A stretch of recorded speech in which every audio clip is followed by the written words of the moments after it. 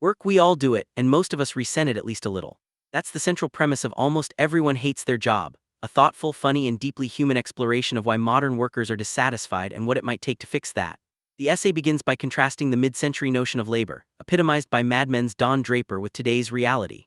When his assistant Peggy complains that he never says thank you, Don snaps, "That's what the money is for." For Draper, work is transactional, not emotional. You give ideas, you get paid, end of story. But as the author argues, that worldview doesn't hold up in modern life. Work today bleeds into every corner of our existence. Smartphones, email, and remote work have destroyed the clean boundaries that once existed between job and life. For most people, the office is no longer just where you spend 9 to 5, it's wherever you are. And if you're going to spend that much of your time on something, you might as well like it. The scope of the problem: who actually likes their job? Statistics paint a grim picture. Depending on the source, anywhere from 39 to 70% of people dislike their work. A Gallup study from 2024 found that 62% of workers were disengaged and emotionally detached, and another 15% were downright miserable. Among younger workers, the situation is particularly worrying. More than half of employees under 30 report dissatisfaction. Even middle-aged workers, supposedly settled into careers, are nearly as unhappy.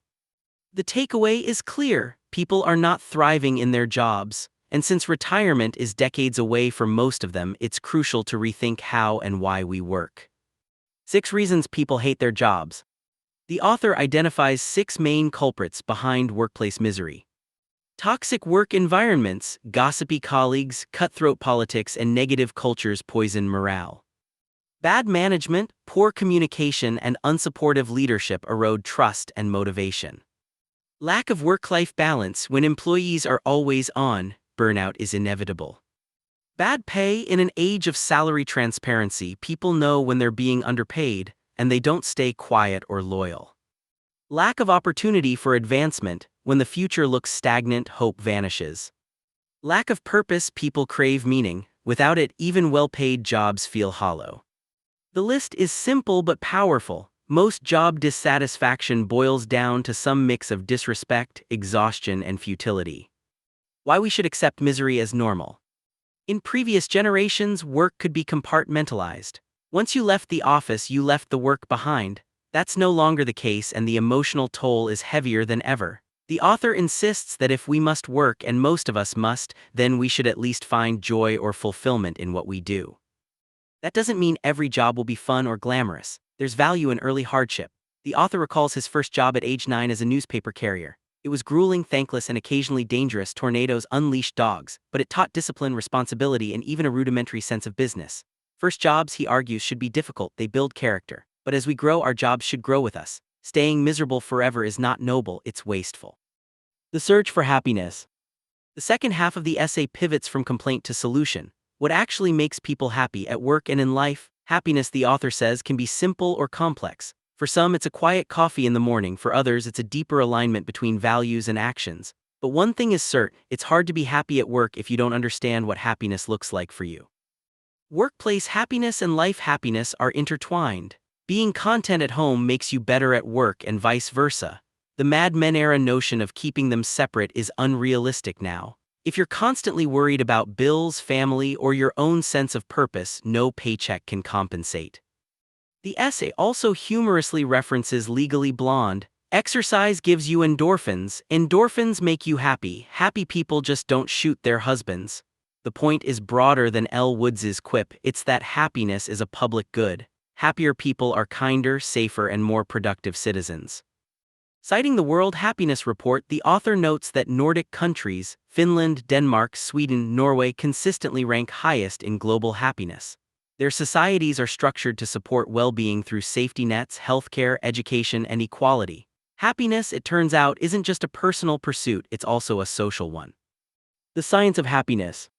Researchers have identified 6 universal factors that contribute to human happiness. Positive connections: family, friends, and community give us belonging.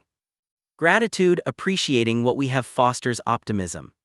Good health: physical well-being sustains emotional well-being.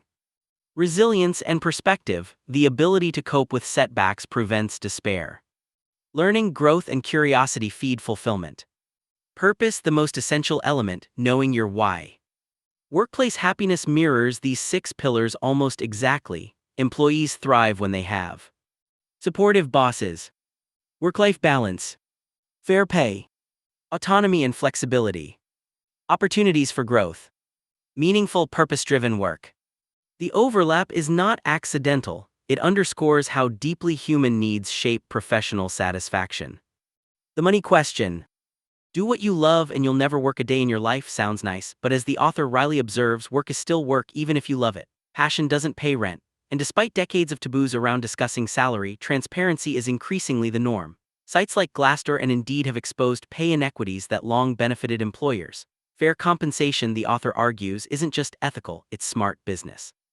A 2023 Pew study found that 63% of people who quit their jobs did so because of low pay. Losing employees costs companies far more in replacement and training expenses than simply paying them fairly in the first place.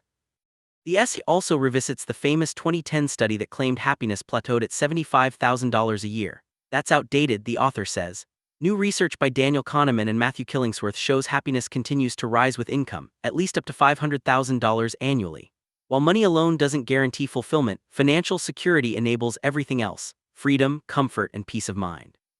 In short, money matters. Anyone claiming otherwise is either wealthy, naive, or selling something.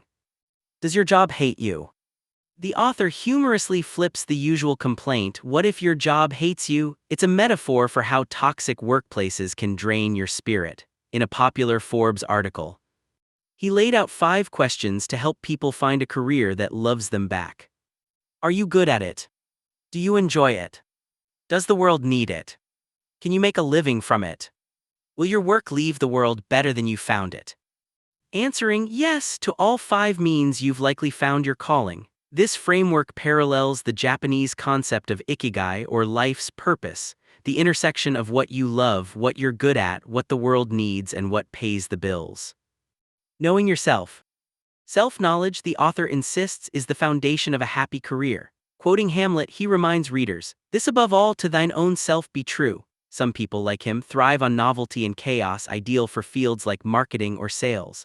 Others prefer routine and precision, ideal for accounting or surgery. Forcing yourself into a misaligned role is a recipe for burnout. He illustrates this with a comparison to the legendary Houston heart surgeon Dr. Denton Cooley, who performed the same operation over 100,000 times. Cooley's repetitive excellence was world-changing, but for someone like the author it would be soul-crushing. The lesson: success and happiness look different for everyone. When work becomes vocation. Here the essay turns aspirational. The writer cites theologian Frederick Buechner, "The place God calls you to is the place where your deep gladness and the world's deep hunger meet." That's vocation, the ideal marriage of passion and purpose. Teachers, firefighters, diplomats, public defenders, these are people whose work serves others and fulfills themselves. Not everyone can or must achieve this, but it's worth striving for. When purpose lives outside work. Still, the author cautions against over-romanticizing work. Not everyone's purpose has to come from their job. You can find meaning through art, family, community, or hobbies. He contrasts American culture, where "what do you do" defines identity, with European norms where professions are secondary to life experiences. In Europe, people don't lead with job titles, they lead with curiosity about who you are beyond work. The pandemic, he argues, forced many Americans to confront this divide. Without commutes, office wardrobes, and daily workplace rituals, millions had to rediscover who they were outside their careers. Hence the sourdough craze. It wasn't about bread, it was about identity. For many, this was liberating. They learned their job didn't have to define them. Finding exaltation.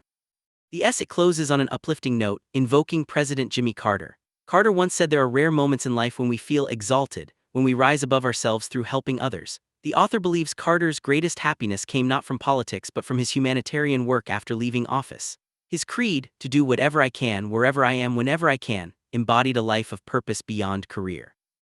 2 paths to happiness. The author concludes with a simple but powerful truth. Whether your happiness is rooted in your vocation or entirely separate from your job, both paths are valid. You can chase a calling that fuses purpose and paycheck, or you can work for stability while pursuing passion elsewhere. Either way, you deserve fulfillment. His message is one of compassion and realism. Yes, aim high, seek the work that lights you up and helps the world, but if you don't find it, don't despair. You can still live joyfully, meaningfully, and fully. Your worth isn't determined by your business card.